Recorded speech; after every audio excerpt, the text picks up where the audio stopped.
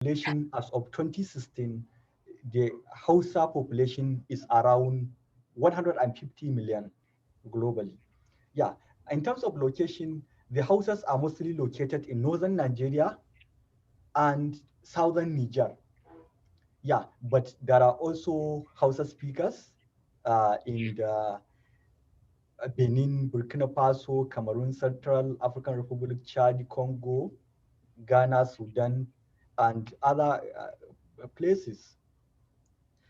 So some major Hausa cities in Nigeria include Kano, Daura, Zazzau, Sokoto, Katsina, and Zamfara, while in Niger, some major Hausa cities are Adar, Agadez, Arewa, and the rest of them. You may wonder why I talk only about northern Nigeria and southern Niger in terms of cities. Yes, that has Hausa population. Is because most of the population of the Hausas lies in northern Nigeria and southern Niger. In Niger, about uh, half of the population of Niger are Hausa speakers, while in Nigeria about 1/5.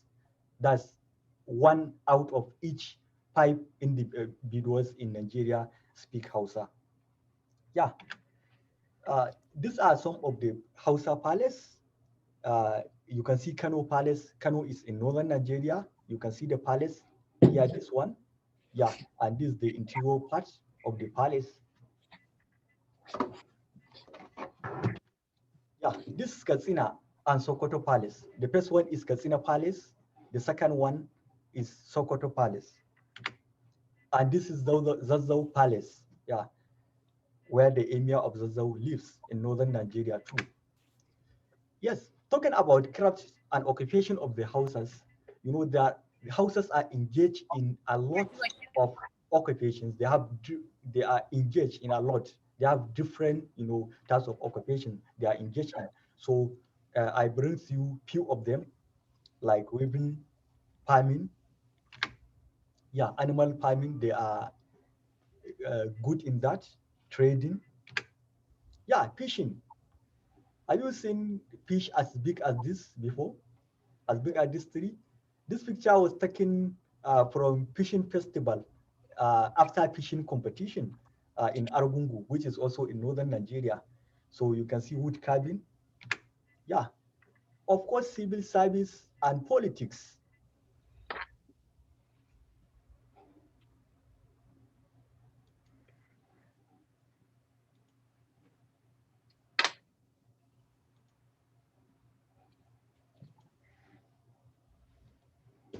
Bari ya bar mu ko dan gyaran bikin mu. Rawa, rawa, rawa, rawa, rawa, rawa, rawa. Ajiya da biki abila ai gara biki amina dan nan ne na ga gwamna rana.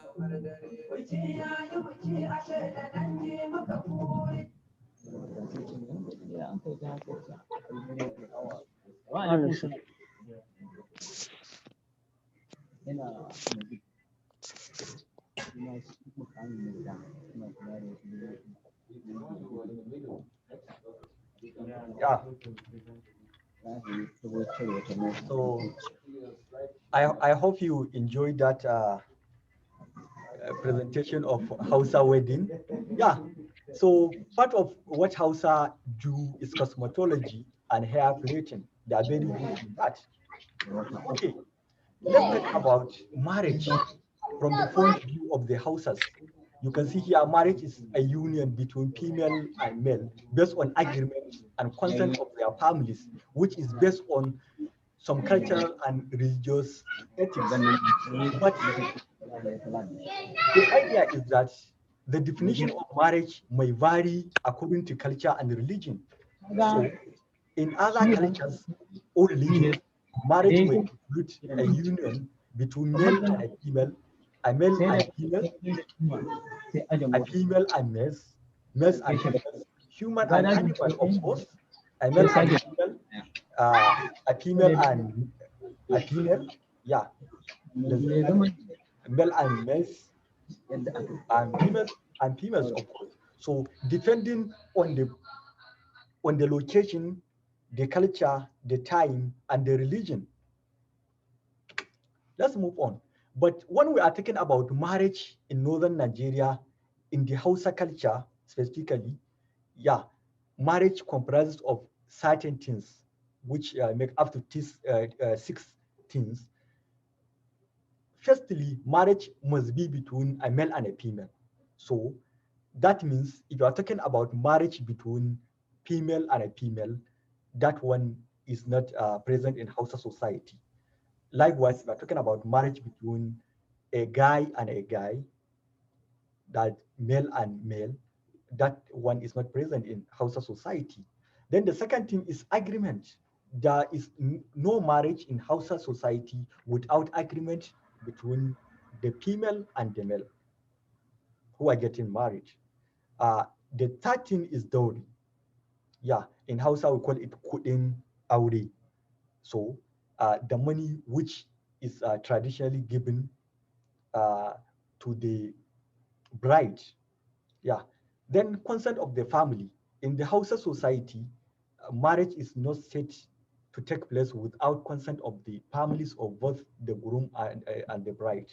Yeah. Then representatives. There is no marriage in the Hausa society without representatives. Then the last one is witnesses. Yeah. People must witness the marriage ceremony before marriage is said to have taken place in the Hausa society. So you can see that unlike many other parts of the country, the Hausa society, before marriage is said to take place, there must be these six things. Yeah. Then why marriage in the olden days? One thing you put in mind is that I'm now talking about olden days. So this is normal found in the Hausa society. This ideology I'm going to talk about is normal found in the Hausa society. So I'm talking about the olden days. So in the olden days, there are six reasons why the Hausa people get married. The first one is satisfying of sexual desire, which is popularly known in Hausa as Tebe Sha'awa. So the second one is abstinence from culturally unacceptable relationship. The Hausa society, unlike many cultures globally, you know, uh, let's give example in the Hausa society, a guy and a lady cannot walk on the street holding hands. They cannot have kiss in the public. They cannot hug each other in the public. Yeah, and a lot of that, which is happening in other parts of the country. So they consider all that as culturally unacceptable relationships. So, which is good lalata in Hausa. So, for that reason, they get married to have acceptable relationships. Then the third reason is to get children. In the olden days, or even now, but especially I'm talking about the olden days, you know, uh, number of children is something Hausa men are proud of. Maybe someone will say, I have 30 children, I have 40 children, I have 50 children. It's something they get proud of. Yeah. Then the next one is to get strength of farming. The houses are very good in farming, and family members help the father, support the father in on the farm. So for that, to get that strength of farming uh, is a reason why the houses got married in olden days. Then to get successors, that's some magada to get successors. For this reason also, uh, the houses got married in the olden days. And if I say successors here, I'm not talking only about the wealthy things.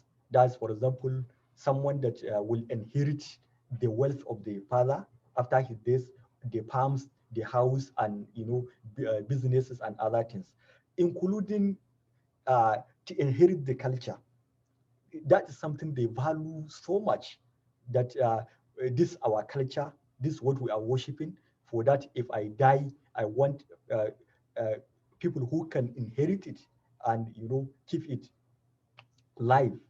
So the last one is to get soldiers. You cannot talk about the history of the houses without talking about wars, battles that the houses fought. So to get number of soldiers, the houses got married so that they give birth to strong children. Yeah. So in summary, these are the six reasons why the houses got married in the olden days. So obtaining a glance to the history. I'm also talking about the history now. There are ways you get a wife in those days in the Hausa society. The first one is seeking a girl's hands for marriage, which is still existing in the Hausa community. That's a normal procedure. You look at a girl, you fall in love with her, you seek her hand in marriage. Yeah. The second one is gift, kyauta. So the way you take a book and give it out as a gift. In the olden days in Hausa society, parents take their daughters and give it out to other individuals in the name of marriage. So if I have a daughter, then I can take it and give it to someone. For example, Bukumi is connected here. I can take my daughter and give it to Bukumi. Yeah. So as a gift. Yeah. So the next one is finding Sintua. So let's assume you are walking along the street and you got something on the ground, let's say a money note or something, and you pick it. Let's say you got a pen on the floor and you pick it. So the same way you do that is the same way you find a wife in the olden days. I'm talking about history in Hausa community. For example, you are walking in the bush and you find a girl. You take her and you make her your wife. Uh, People might be wondering how might that happen. I was talking, a few minutes ago, talking about war battles in the Hausa community.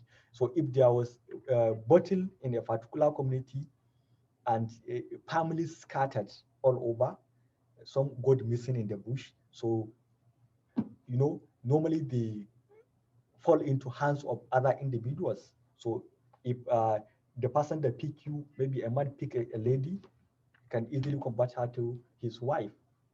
Then buying, that is say buying. So this one, especially during the time of slavery, you can go to a market, look at a lady there, you pay, you buy her, and you make her your wife. So that means getting wife during those days is very simple. Yeah, you just go to a market and you buy you buy a wife. Yeah. Then during battles, days, after a battle, maybe the captives, yeah, the prisoners, the war prisoners you get from the battleground, you convert them to your wives. Then raiding Samami, this one is a situation whereby someone will prepare himself. Maybe he has, in the Hausa tradition, there is something we call tauri. That's a situation whereby you take, herbs in the sense that no weapon can penetrate your body, either knives, and other sharp objects cannot penetrate your body. So if a person is prepared that way, the person can go into a town in the night, just locate any house of interest, pick a girl from that house and run away with her. Then finally he converts that girl to his wife. Yeah. Then we have attack. That is Hari in Hausa. And this one is a situation whereby uh, a group of individuals prepare themselves and launch an attack on a particular community, a nearby community, or a community that is far away from where they come from. Like on a farm, a family might be working on a farm and there will be an attack on them. Then uh, the captives, if they are female, can easily be converted to housewives. Then the last one here is speaking, which is called chire in Hausa. And this is a situation whereby a person goes to market or is done in a market day, during market. So the person, normally if there is a lady he wants, he admires, so he will meet her in the market, he will prepare himself, let's say with his horse, that was the means of transportation then, with the horse, he will go to the market community, then uh, suddenly everyone in the market will be going with their normal activities. So he will grab the girl, put her on his horse, and he will run away with her. So people may chase him. If they are able to catch him, he get punished. And if he's successful to run away with the girl, then he easily converts her to his wife. Yeah. So don't forget this, a glance to at the history, obtaining a wife in the history. So that means obtaining a wife in those days is very simple. Gifts, finding, buying, war, raiding, attack, picking. You only go to the market and you pick. I can see Modupe Abdu joining. So that means if it were those days, Modupe, I will go to market and I will snatch you from market and I will convert you to my wife. Wow, that's easy. Okay, factors considered while choosing a wife. The concern of those days. We are still in the history. So those days there are major four ways in which or factors that are considered before choosing a wife. The first one is booking. This is a situation whereby when a child is born and a girl is born in another, let's say, neighborhood, then the mother of that child, the male child, will ask the parent of the female child that, look, we want the hands of your child uh, in marriage, that we are booking your daughter in marriage. We want her to get married to our son when they grow up. And that one, with that agreement, they will be there up to, let's say, 20 years, 15 years, 16, 17, up to the year of their marriage, and they will get married. So that means uh, in this system, booking, uh, if a girl is booked for a particular guy, no other person will be allowed to talk to that girl. It's like she's engaged since the day she was born. Yeah. So the next one is choice from gods. I mean, cewar abun bauta. Choice from gods. In the olden days, the Hausas were worshiping different gods. We are not talking about religion. Yeah. So just to know that they worship different gods then, and they ask such gods that if they are getting married, they ask the permission of such gods. If they agree, then the gods advise them on the type of wife they should marry. So after the description is given from the gods, they use that description to get a wife. Yeah. So if the god choose a particular wife for them, that's the wife they will get married to. Then another factor of consideration is bravery, jarunta, bravery. So I told you that the history of Hausas could not be complete without talking about wars, yeah, without talking about battles fought between Hausa communities, yeah, and Hausa communities with other communities, of course. So when getting married in those days, bravery is highly considered. So with the thought that if you marry a lady from a family who are very brave and has soldiers, yeah, you also give birth to strong children. Yeah.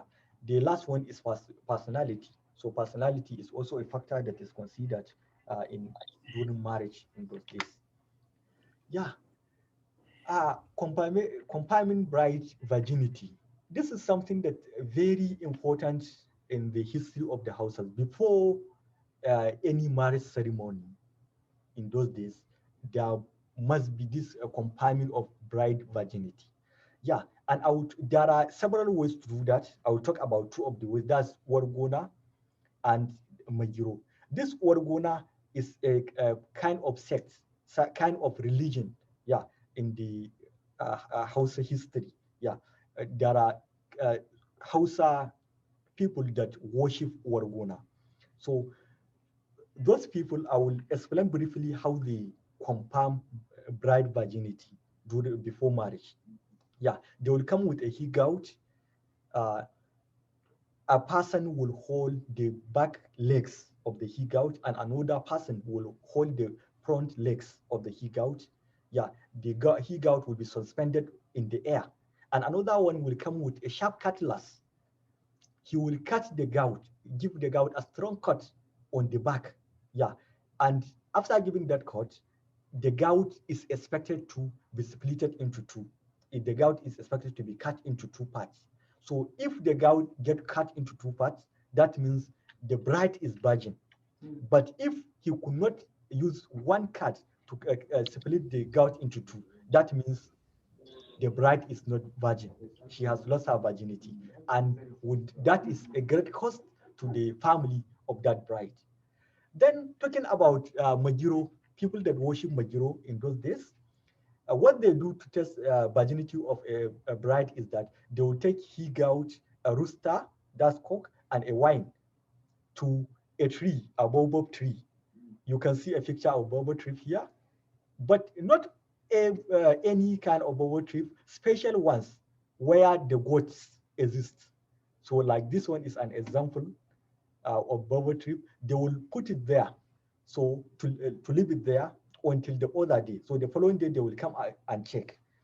If the goat, the roaster, and the wine are taken away, are no more uh, visible there, they are no more there, that means the girl is virgin and that the goat has accepted the gift. That's why they have taken the gift and they use it.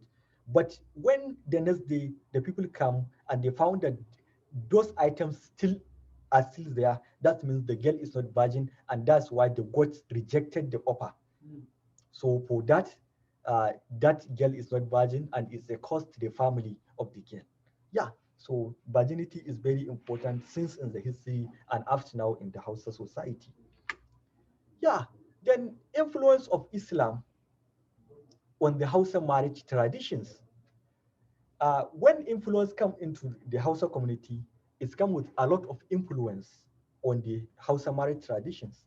The first one is that it prohibits incest marriage. So there will not be marriage between people in the same family, closely related individuals. So in the Holy Quran, there is a verse that talks about that. We are not talking about the religion, so we are only concerned about the influence of Islam on the marriage. So, and when Islam come to the Hausa society, marriage is restricted to only four requirements. Before there were many traditional requirements, but now after the coming of Islam to the Hausa society, there are only four requirements of uh, marriage in the Hausa society. The first one is representatives. Before marriage can take place, there must be representatives of the bride and representative of the bridegroom. Yeah. The second one is witnesses. So the witnesses start from three individuals. So if there are three individuals and representatives, that means marriage can take place. Yeah. The third one is dowry. There must be dowry, marriage money paid from the bridegroom to the bride. Then the last one is marriage statements. There must be marriage statements, and this marriage statements is done or conducted between the representatives. The representatives of the bridegroom will ask the representative of the bride that I am so so so representative so so and so. For example, I can see Yahya Abubakar is connected, so I can say that I am representative of Yahya Abubakar. And which other person I can see Josiah. Yeah, I am yeah. So I'm seeking the name of I'm seeking marriage of Josiah to Yahya Abubakar. Then the representative of that bride, Josiah. Professor, in kai haka auren ya riga ya dauru. Ka riga kai aure ya riga ya dauru. Yahya Abubakar is saying that if I finish the marriage statement, that means he will get his wife. So sorry, he will not get the wife. Yeah, it's example, so you cannot get the wife. Yeah, so I will ask the representative of Josiah that I want to get her in marriage with Abubakar. And if the other person agrees, he will say he agree on the so amount of dowry, and that's all. Marriage has set up. Yeah. So let's take the next slide. So Hausa marriage and modernity. So when, okay, I have limited time, let me rush. When the influence of modernity comes and there emerge various forms of marriage, I'll quickly go through them. I don't have much time now. I have a lot to talk about. Then we have gift marriage, for example. This influence of modernity. Yeah, gift marriage, that's auren sadaka. This just like the other one I talked about, you take a wife and you give it out as a gift to a person, and he married her. Then we have family marriage called auren zumunta. That's a situation whereby people in almost the same family but not incest marriage get married. Then take your stick marriage, auren daukan sanda. This form of marriage is a situation whereby uh, a lady or a woman has a house, but the husband does not have house. So after the marriage, the man will go to the house of the wife to stay.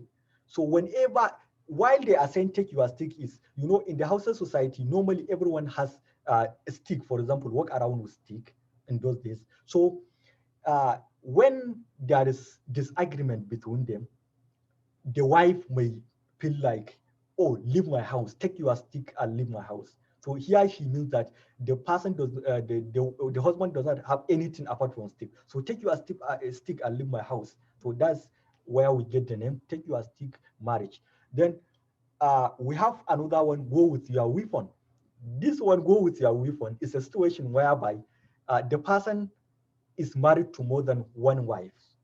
So he has a house and wife, and he got married to another wife that has a house too.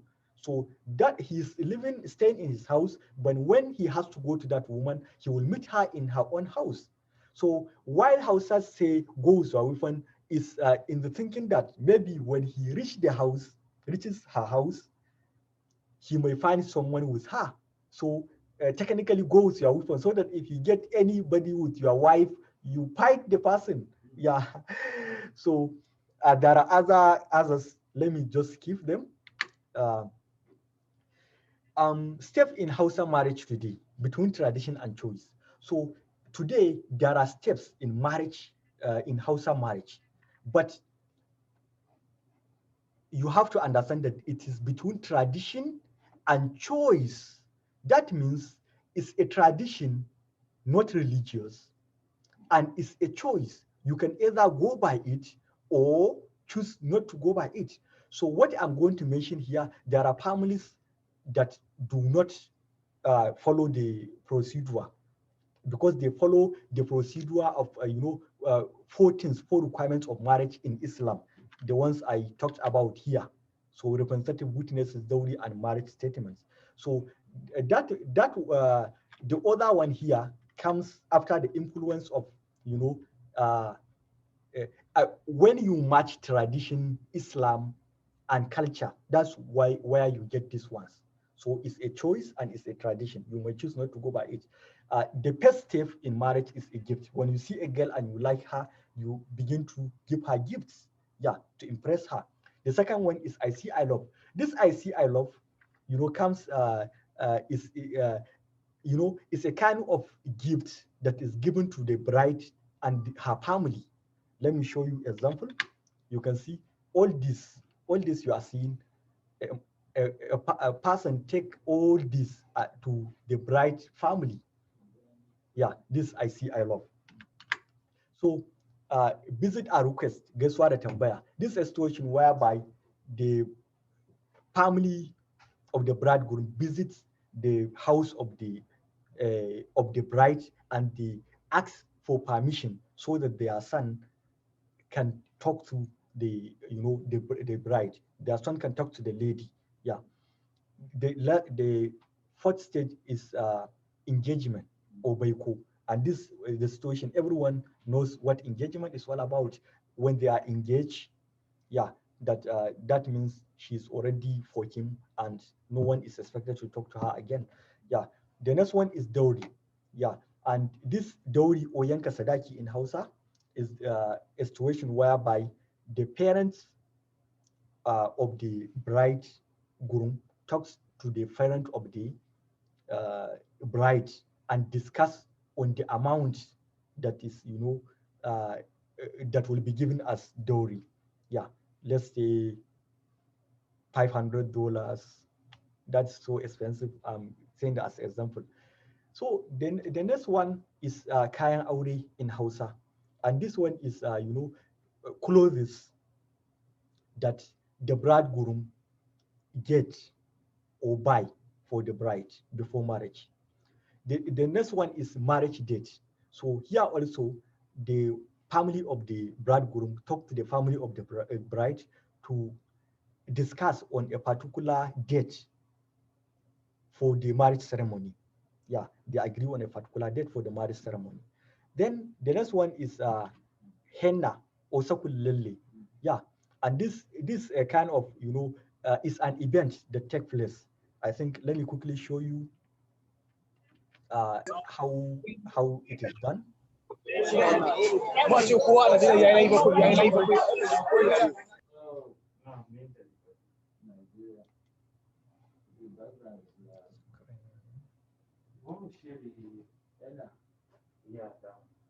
That's it. It's not. That's it. Share. It's not that one. Which one? That's all the video that we opened.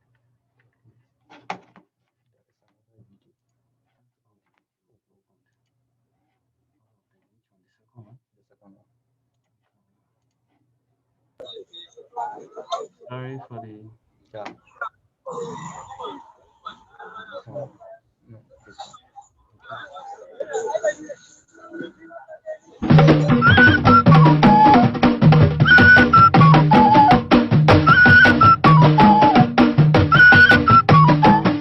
So you can see how the event goes on. And this is the bride being prepared.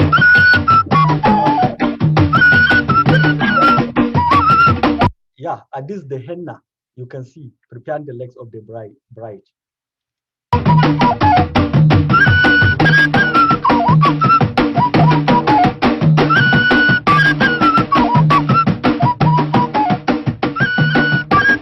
You can see the henna going on.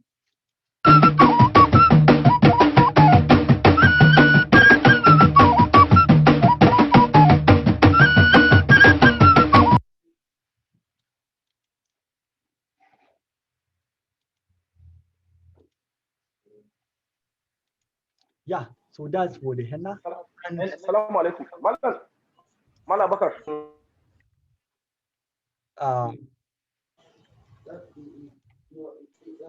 The talk still has about 5 more minutes. So please save your questions for after it concludes. yeah, we after the talking, we'll give room for question and answer. So please save your questions. Yeah, we'll come to question and answer. Yeah, the 9 in the group is booking, and this one is Camo. It's also an event. We don't have time. Yeah. So after event, we have marriage ceremony, and that's the real ceremony, marriage ceremony. We have groceries, which is called gara, and this is a situation whereby the family of the bride gather a lot of groceries and take to the husband house for their use. Then we have moving or tarewa, and this is the situation whereby the bride move into the house of the husband. Yeah, I show you this one already, which is I see I love. Yeah. So emergence of premarital and postmarital parties. There are a lot of parties that emerge due to modernity, which include Moses Day, English Day, Arabian Day, and Villagers Day. So let me see. I will show you an example of this Villagers Day. At Villagers Day, everyone I know the meaning of this villager or villagers. This is the situation whereby it's an event whereby uh, during the marriage ceremony, villagers are imitators. People will dress as if they are villagers, and they will sing as if they are villagers. They will also dance as if they are. Let me share a short video for you regarding this.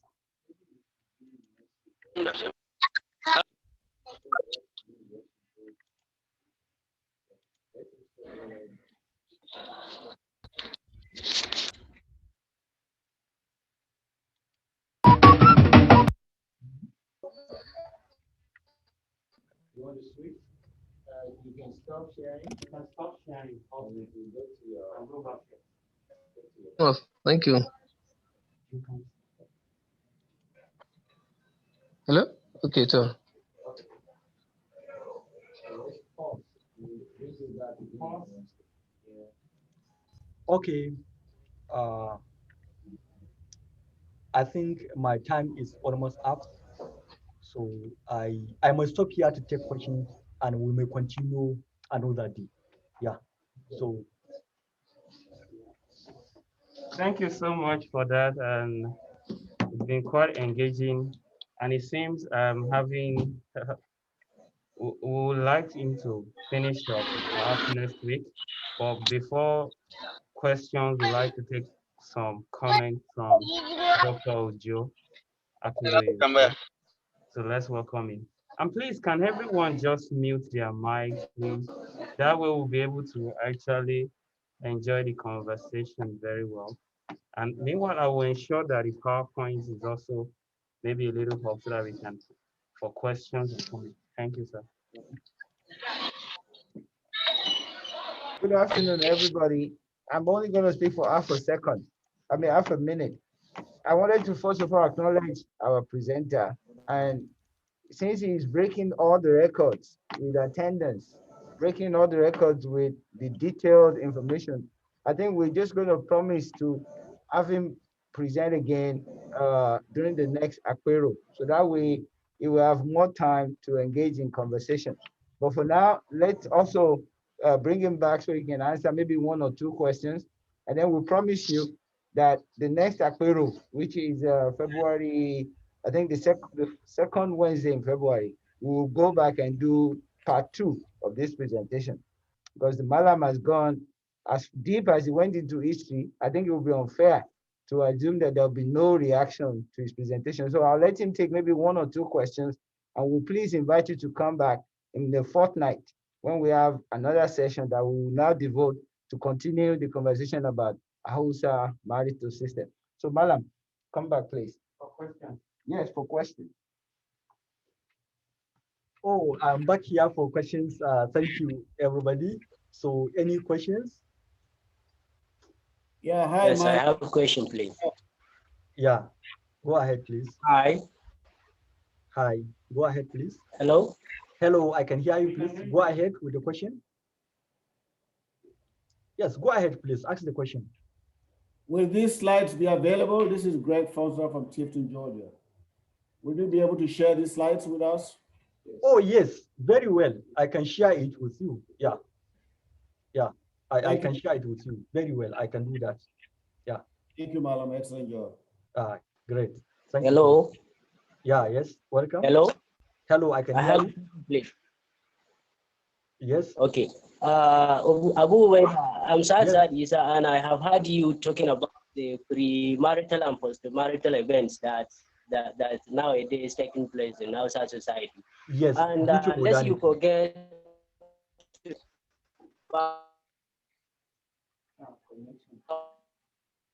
Sorry. Could you please type it and do in chat because it's not coming through?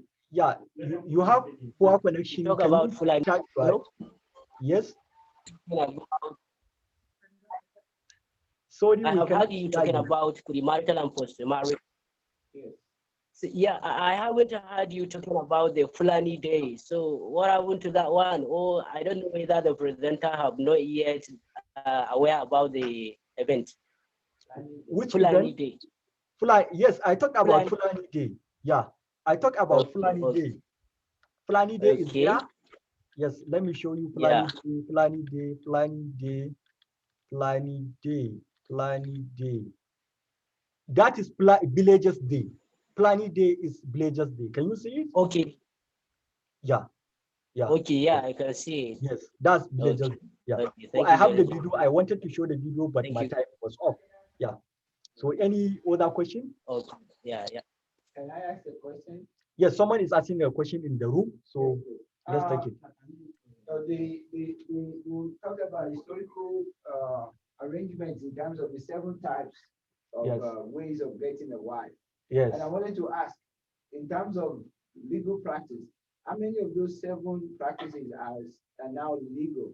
One, just within the law, and secondly, even Islamic jurisprudence, how many of those are quote unquote allowed? The 7 that you identified of getting a wife. Yeah. He is asking that I mention about 7 ways of getting a wife in olden days. So he's asking how many of those ways are now allowed in the Hausa society and according to the Hausa religion, the Islamic religion. So the only one that is now allowed is the first one, which is seeking girl's hand in marriage. So you only seek the hand of the girl in marriage. You go to the family, or you are a representative, go to the family, ask the family for permission, talk to their girl, then from there you start the marital processes. Yes. So it's the only one that is so all this gift funding, buying, war, raiding, attack, and picking are no more existent in the Hausa society. Thank you. Yeah. Any other question? Assalamu alaikum. Mala Bakar. Yes, salam. Yes, I have. Yes, you are welcome. Assalamu alaikum. Wa alaikum salam. Go ahead, ask the question. Mala Abu-Ubaida Sani. Mala Abu-Ubaida Sani. Yes. Can you see me? Yes. Can you see me? Can you see me? Go ahead. Yes, I can see. Okay. Definitely, what I have to say is that I wanted to upload something here so that it will show, what do you call it? It will upgrade the understanding of this thing. The participants. Okay. Is one of the wedding invitations that just took place recently. So I wanted to upload it here so that it will help some of our participants here, that they will see how we are arranging the invitation programs. Okay. So yes, I think we can collect that later and we can. Actually, as you can see, it is here with me. I don't know if you can see it. It is actually here with me, so that it will help the participants.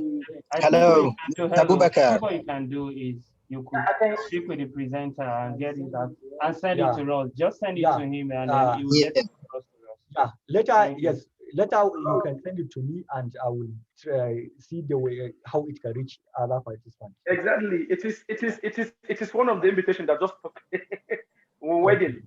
And actually, according to what you explained, there are highlight decorations. Mr. Abu-Bakar, please, I think this is a question and answer session, so can we please limit it to that? Oh, yes. Okay, no problem. I will Any question? We will continue on February 10th. Yeah. At the end of the day, we can announce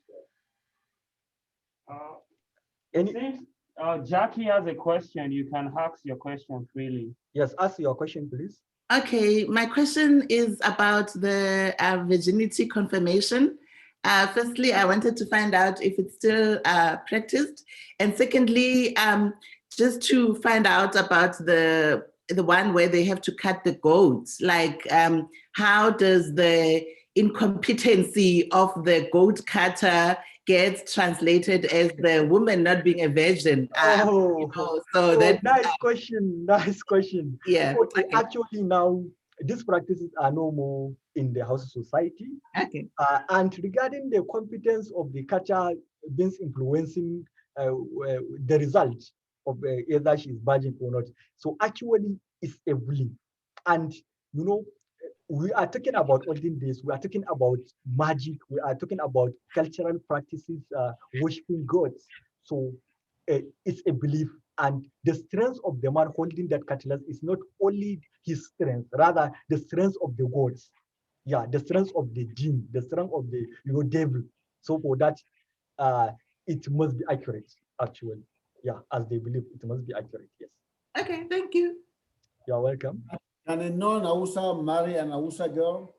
Oh, yes. Very well.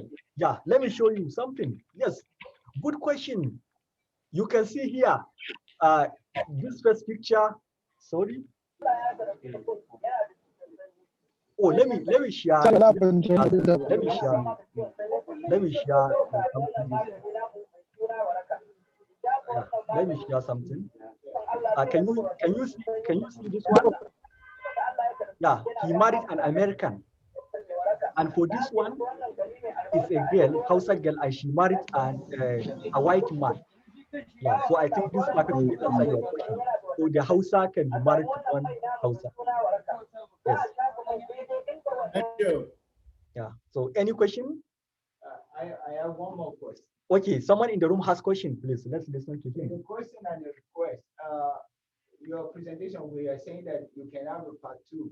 Maybe select how you want to work. So in that segment, discuss, because unlike any other person that has presented on Hausa culture, you are the only one using the phrase to actually identify pre-Islamic practices. So could you please, when you come back on the 10th of February, to engage more about what was historically the belief system of the Hausas prior to the coming of Islam? Because it was really wonderful to hear you explain all the different belief systems. And I believe some of these are still existing, even within the Islamic society. So it's a request rather than a question that your next presentation, could you please include maybe more conversation about the pre-Islamic practices? Not that we're judging them, but at least identify some of the things that were done before the conversion took over the whole society. Oh, yes, that's great. He's requesting that during the next presentation, we talk more about pre-Islamic practice of the houses, which, yes, we'll take note of that. Yes, we'll take note of that. Any more question?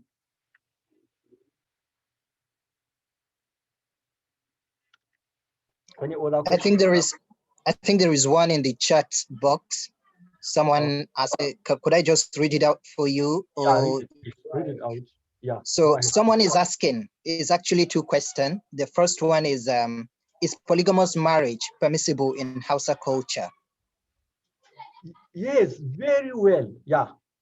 Since before coming of Islam, men are allowed to marry as many wives as they can. Let's say 10, 15. Yeah.